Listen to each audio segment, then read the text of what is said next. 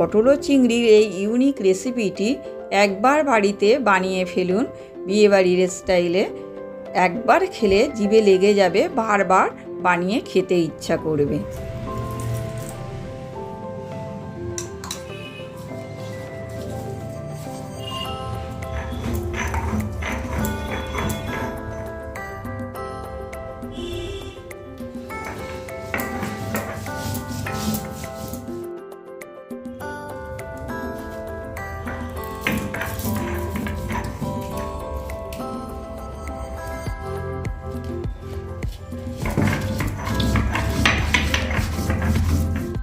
আমি পটল চিংড়ি করে দেখাবো। এর জন্য চিংড়ি মাছ কেটে ধুয়ে লবণ হলুদ মাখিয়ে নিয়েছি, পটল ও আলু কুটে ধুয়ে নিয়েছি পরিষ্কার করে, টমেটো,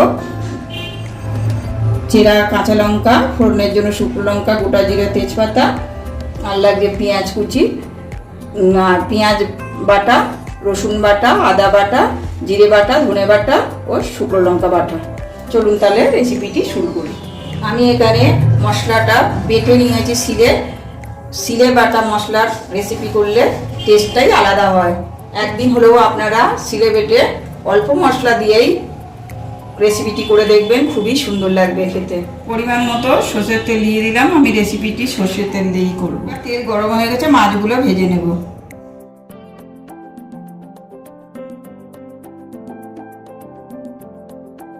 শুধুমাত্র উল্টিয়ে পাল্টিয়ে নেব, মাছগুলো বেশি ফ্রাই করব না, কাঁচা ভাবটা চলে যাবে আর নামিয়ে নেব। আপনারা দেখতেই পাচ্ছেন কাঁচা ভাবটা মাছে চলে গিয়েছে। এবার আমি নামিয়ে নিলাম, মাছগুলো বেশি ফ্রাই করব না।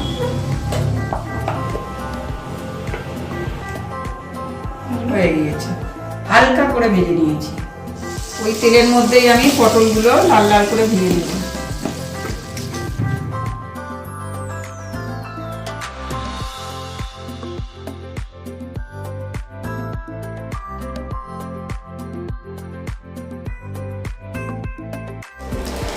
আলুগুলো ভেজে নেব।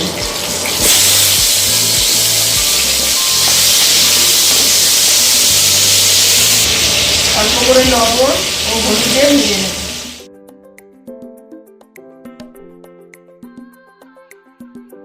পটলগুলো ভেজে তুলে নিলাম। এর মধ্যে আমি শুকনো লঙ্কা, তেজপাতা, গোটা জিরে ফোড়ন দিয়ে দেব। পেঁয়াজ কুচিগুলো দিয়ে দিলাম। এবার আমি লাল লাল করে একটু ভেজে নেব পেঁয়াজ কুচিটা।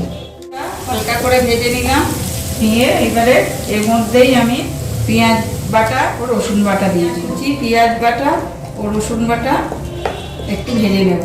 পটল দিয়ে এই চিংড়ির ইউনিক রেসিপিটি যদি আপনাদের পছন্দ হয় তাহলে অবশ্যই লাইক, শেয়ার এবং সাবস্ক্রাইব করার অনুরোধ রইল আপনাদের কাছে। লবণ ও হলুদ দিয়ে দিলাম পরিমাণ মতো। এই সময় লবণ ও হলুদটা দিলে কালারটা ভালো হয়। থেকে দেখুন তেল ছেড়ে এসেছে।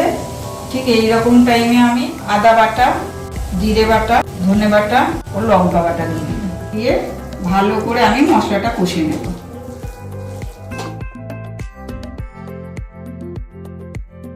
দেওয়া জলটা দিয়ে মশলাটা ভালো করে আমি কষে নেব।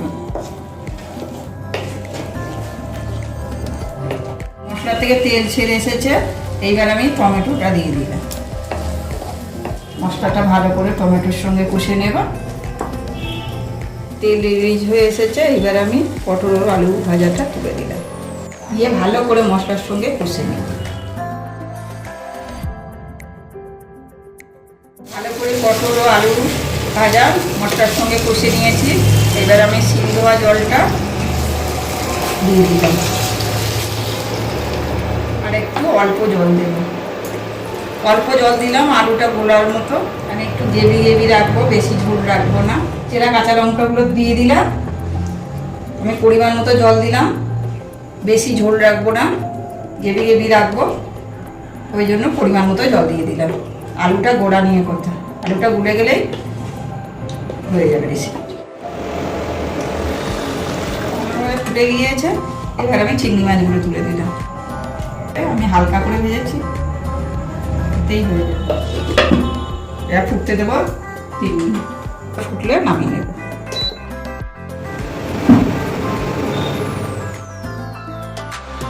গরম মশলা দিয়ে দিলাম, বাড়িতে তৈরি ভাজা গরম মশলা দিলাম গুঁড়ো, আর হাফ চামচ ঘি দিলাম।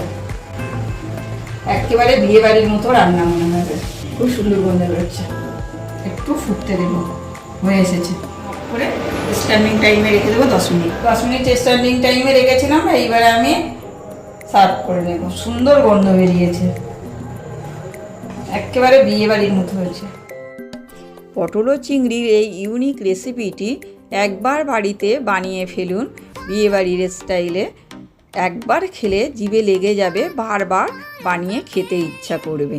দেখা হচ্ছে অন্য কোনো এপিসোডে। Thank you.